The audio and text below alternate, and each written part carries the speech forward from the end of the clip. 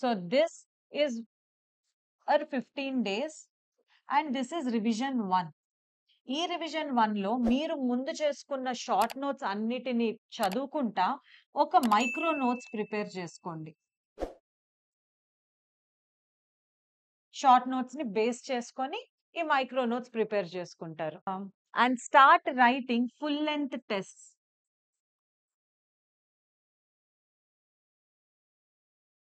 మీరు ఎగ్జామ్లో యూజ్ చేయాలి అని అనుకుంటున్న డయాగ్రామ్స్, ఫ్లో చార్ట్స్ అన్ని ప్రిపేర్ చేసుకోండి.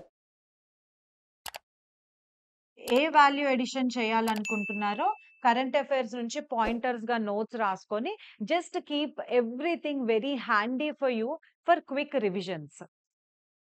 This is your phase 3 and finally comes the phase 4. This is the last 10 days before your exam and this is where you make mind maps from your micro notes. Mind maps prepare చేసుకోండి.